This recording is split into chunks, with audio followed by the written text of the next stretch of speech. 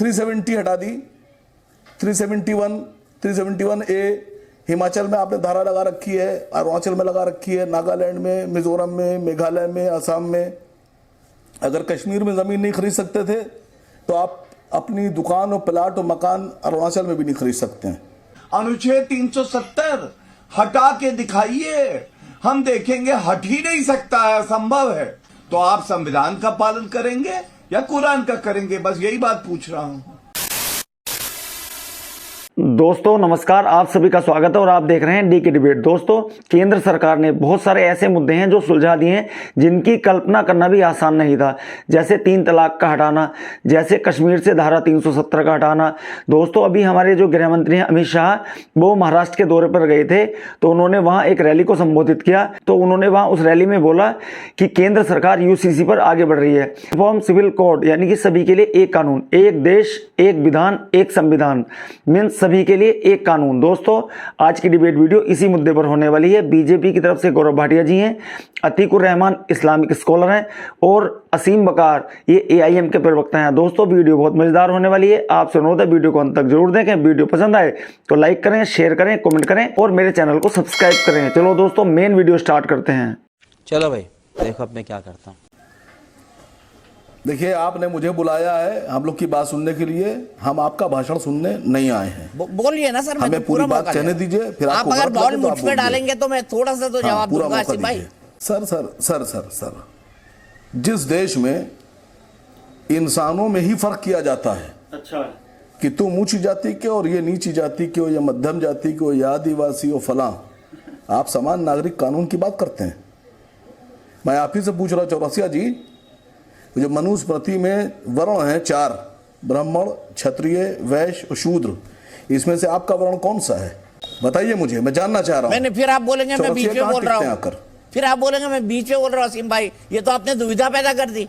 Sir सुनिए sir, सुनिए। आपके लिए खाली नहीं, ये पूरे देश के लिए, जहां जहां जी देखा जाता है, जी के दर्शकों के लिए मैं सवाल पूछ रहा हूं कि जहां पर जातियों के हिसाब से काम बांटे गए हों, अच्छा, जहां पर कि तुम यह वाला काम करोगे क्योंकि तुम्हारी ये जाति हो, तुम ये काम करोगे, तुम हुकूमत करोगे, तुम्हारी ये जाति है, जहां के ऊपर नाली साफ करने के लिए एक अलग तरीके के लोगों को इकट्ठा किया गया हो, अलग तरीके के लोग रखे गए हों, जहां पर हुकूमत करने के लिए अलग तरीके के लोग हों, वहां आप समान नागरिक जनता की बात कर रहे हैं। मैं आपसे मैंने पूछ लिया, बाकी सबसे सवाल है। ना, मैं जवाब दे रहा हूं आपको, मैं जवाब दे रहा हूं। इसी देश में मैं आपसे पूछ रहा हूं, मैं जवाब दे रहा हूं। सुनिए सर, अभी ले लीजिए ना जवाब आप। उसका दीजिए। असीम भाई सवाल भी पूछते, जवाब भी नहीं लेते हैं। सर एक लाइन बोल दूं, सर एक लाइन, उसके बाद बोलिएगा, बड़ा मजा आएगा। 370 हटा दी, बिल्कुल हटा दी। 371A। हिमाचल में आपने धारा लगा रखी है, अरुणाचल में लगा रखी है, नागालैंड में, मिजोरम में, मेघालय में, असम में। अगर कश्मीर में ज़मीन नहीं खरीद सकते थे तो आप अपनी दुकान और प्लाट और मकान अरुणाचल में भी नहीं खरीद सकते हैं, नागालैंड में भी नहीं खरीद सकते। अरे सर, आपने कह दिया ना, आपके लिए कुरान ऊपर है। देखिए, इस पे इतना ही कहूंगा कि खुद ही एक्सपोज हो गए। और जिस्म बेचने वालों की बात कर रहे थे, बहुत ही घटिया उदाहरण दिया। लेकिन जिस्म बेचने वाला तो हो सकता है ईमानदारी से ये कार्य कर रहा हो, ईमान बेचने वाला जो संविधान की शपथ ले और उसके बाद पलट जाए, मैं समझता हूं वो सबसे बड़ा अपराध है। और इसीलिए अनुच्छेद 44 ओवैसी जी को पढ़ना चाहिए। यूनिफॉर्म सिविल कोड की बात करता है, लागू होना चाहिए। और देखिए, ओवैसी जी की ज्यादा चिंता मत किया करिए। मैं आपसे बताऊं दीपक भाई, मुझे याद आता है अनुच्छेद 370 2019 के चुनाव से पहले का वक्तव्य है ओवैसी जी का। इन्होंने कहा था अनुच्छेद 370 हटा के दिखाइए, हम देखेंगे। हट ही नहीं सकता है, असंभव है। उसके बाद मोदी जी, अमित शाह जी गृह मंत्री, इच्छा शक्ति दिखाई, हट गया। क्या कर पाए? अरे भैया, लोकतंत्र में जो ताकत है सबसे बड़ी, वो है लोगों की ताकत, जनता के आशीर्वाद की ताकत। और लोकतंत्र ऐसे ही चलता है। दूसरी बात मैं आपको बताऊं, ट्रिपल तलाक सर्वोच्च न्यायालय ने कहा गैर संवैधानिक है, उसको अपराध बना दिया गया। ओवैसी जी फिर बोले, आपको मालूम है मुसलमानों को ये सब्जी मूली की तरह समझते हैं, वोट बैंक है उनके। तो आग लगाने का काम इन्हीं को आता है। तो इन्होंने कहा कि ये गलत है, मैं नहीं मानूंगा। क्या हुआ? अपराध बना, उस कानून का पालन हो रहा है, और जो मुसलमान मर्द हैं जो अपराध कर रहे हैं उनके खिलाफ कार्रवाई हो रही है, नहीं रोक पाए।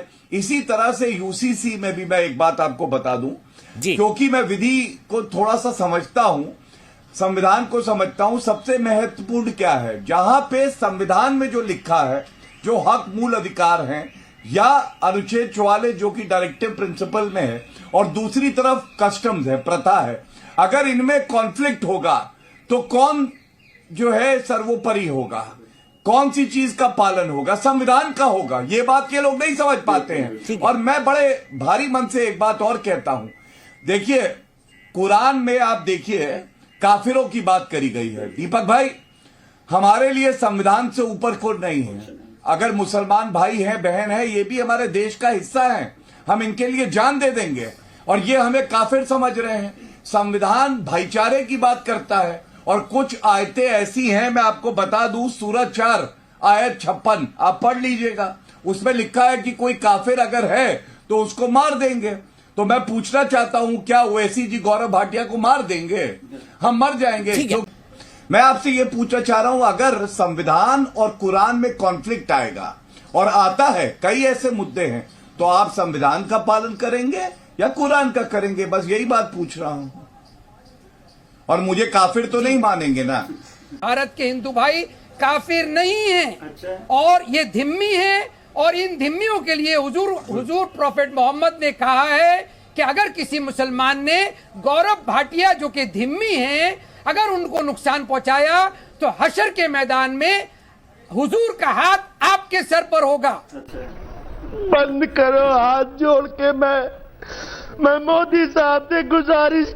मुझे इस पर आपत्ति है, धिम्मी लफ्ज जो है वो ऑटोमन एम्पायर जब खलीफा हुआ करते थे तुर्की में, उनकी कयादत में और उनके साम्राज्य में रहने वाले गैर मुसलमानों को धिम्मी कहा जाता था, और उनको बचाए रखने, उनकी हिफाजत करने के एवज में उनसे जिजिया वसूला जाता था।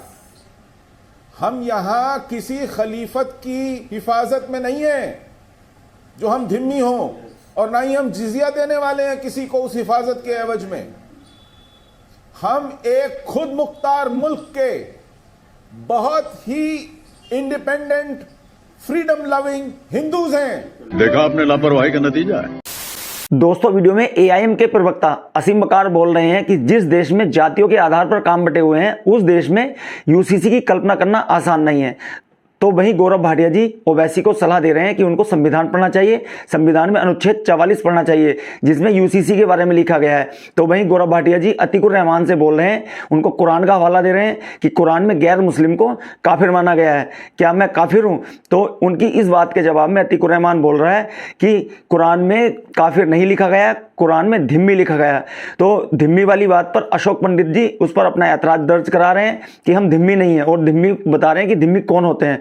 दोस्तों, आपका वीडियो के बारे में क्या कहना है? कि हमारे देश में यूसीसी लागू होना चाहिए? कमेंट सेक्शन में कमेंट करके बताएं।